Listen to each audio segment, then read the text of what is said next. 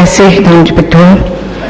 Saya ingin menyentuh mengenai masalah yang dihadapi oleh pihak kerajaan tempatan untuk menangani masalah pertumbuhan internet kafe yang menjalankan aktiviti haram. Satu masa dahulu masalah pornografi dan sekarang masalahnya ialah perjudian cyber.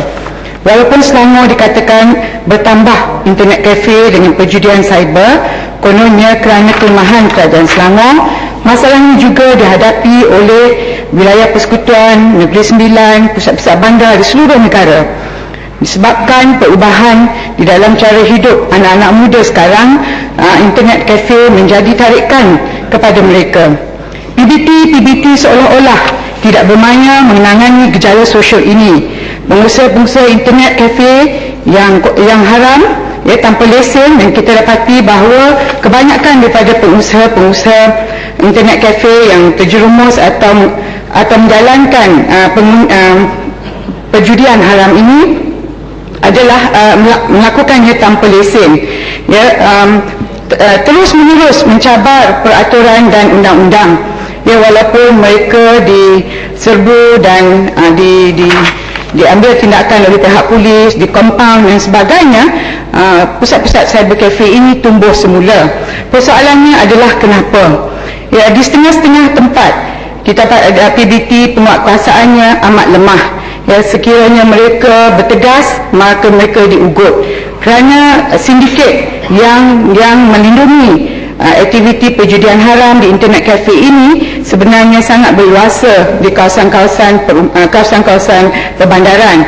Dan baru-baru ini di dalam kira-kira 2 minggu yang sudah, seorang ahli majlis daripada MPK telah diugut, dan apabila dibaling molotov koktail ke kawasan rumahnya, dan ini adalah kerana tindakan beliau yang tegas untuk mengambil tindakan ke atas internet cafe yang haram. Tuan Yang Dipertua juga, saya ingin juga mengatakan di sini bahawa hukuman yang ada amatlah lemah. Denda yang hanya setakat 22,000 sahaja compound itu sangat sedikit kalau dibandingkan dengan aset-aset yang dirampas daripada internet cafe ini, yang mungkin berjumlah lebih tinggi lagi. Oleh itu tidak menjadi satu masalah kepada pengusaha-pengusaha internet cafe ini untuk membayar denda atau compound itu dan kemudian mendapat semula aset mereka ini. Oleh itu kita mengharapkan bahawa satu rombakan atau satu review dengan izin bentuk hukuman yang perlu dikenakan ke atas pengusaha-pengusaha cyber cafe yang haram ini. Di samping itu, kita perlu ada undang-undang atau peraturan yang lebih tegas kepada pemilik premis yang membenarkan aktiviti haram ini berlangsung, dan juga semua makna dia yang terjebak, termasuk pengusahanya, pekerjanya dan juga pengunjung kepada pengunjung internet cafe dan terlibat di dalam perjudian haram ini. Tuan Yang Dipertua, saya juga mendapat maklumat bahawa di Selangor terutamanya tidak mendapat kerjasama daripada pihak polis, kerjasama yang baik daripada pihak polis. Serbuan ke atas internet cafe, cyber cafe ini yang dinaungi oleh sindiket yang begitu rakus ini sering bocor sekiranya serbuan itu diminta tolong atau diminta kerjasama daripada polis, dan kerap kali acap kali pihak polis tidak hadir bersama untuk menguatkuasakan. Jadi tidak ada ketakutan di pihak pengusaha itu, dan perkara ini akan bertambah berleluasa. Jadi saya harap satu tindakan yang lebih tegas diambil ke atas pengusaha-pengusaha haram internet cafe ini. Isu penguatkuasaan ini bukan sahaja dengan perusahaan haram internet cafe, ia juga berlaku dengan pencurian pasir di Selangor. Dari awal saya mula menjadi wakil rakyat, saya didatangi oleh berbagai pihak yang mengadukan bahawa memang terdapat sindiket yang begitu berpengaruh, dipimpin oleh atau dipunyai oleh orang-orang yang terlibat dengan politik semenjak sebelum Pakatan Rakyat mengambil alih negeri Selangor.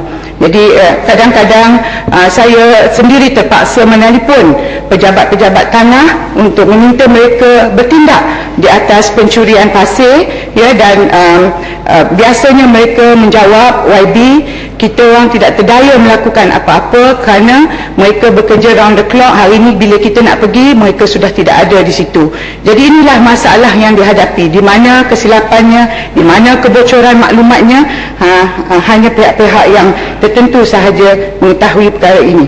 Perkara yang seterusnya mengenai internet cafe ataupun apa-apa bangunan yang tidak mendapat lesen daripada PBT adalah bekalan air dan api. Saya merasa hairan kerana diberitahu oleh pihak PBT bahawa walaupun lesen bangunan ataupun premis itu tidak diberi oleh pihak PBT, pihak yang membekalkan elektrik dan air masih boleh membekalkan. Undang-undang tidak menghalang mereka daripada untuk meneruskan bekalan ini, dan mereka tidak rasa terpaksa untuk memotong bekalan air dan api.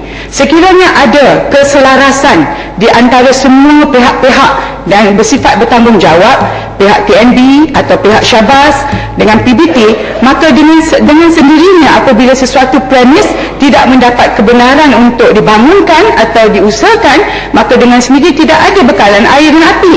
Dengan sendirinya tidak dapat meneruskan perniagaan yang tidak diizinkan ini. Dan inilah di antara sebab kenapa gerai-gerai dan penjaja dan sebagainya tumbuh seperti cendawan, walaupun tidak mendapat kebenaran daripada PBT, tetapi air dan api tetap mereka dapat daripada TNB dan Syabas. Jadi bagaimanakah kita hendak mengatasi masalah bangunan haram ataupun kedai haram, dan apabila setelah mereka menjalankan perniagaan yang agak lama, maka kita pula yang akan menjadi zalim, dituduh zalim kerana ingin melaksanakan peraturan-peraturan yang ada. Tuan yang di-Pertua, saya ingin membangkitkan sedikit mengenai persoalan modal insan. Ya, walaupun kerajaan telah menetapkan bahawa ada 11 sektor ekonomi NKEA ini, realitinya adalah statistik yang terbaru hampir 60,000 daripada graduan universiti tempatan tidak mempunyai kerja, dan 70% adalah daripada universiti awam, 26% adalah universiti swasta. Kajian yang dilakukan oleh JobStreet dan beberapa EPU pun mengatakan bahawa ada masalah. Pertama, di segi kelulusan ataupun bidang yang mereka ambil tidaklah bidang yang dikehendaki oleh pihak industri. Kedua adalah kualiti di segi komunikasi dan penguasaan bahasa Inggeris. Ya, ketiga adalah kerana mereka terlalu memilih kerja. Tuan yang di-Pertua, isu bahasa Inggeris adalah isu yang sudah lama kita alami, sehingga kan kerajaan telah mengambil sikap untuk mengadakan PPSMI dengan alasan bahawa ini akan memperkasakan penggunaan bahasa Inggeris.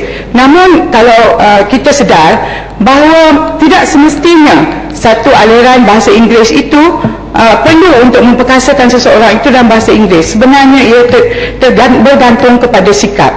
Kalau kita lihat cara pengajaran, cara universiti-universiti di luar negara, misalnya di Eropah, mereka mengambil bahasa ketiga di universiti, dan mereka dapat menangani bahasa dengan baik. Jadi saya harap kerajaan dapat review cara pembelajaran bahasa Inggeris itu sendiri, kepada communication, kepada perhubungan, daripada kita stres kepada grammar dan sebagainya. Walaupun tak habis, Tuan Di-Pertua, terima kasih. Terima kasih. Ya, Arau.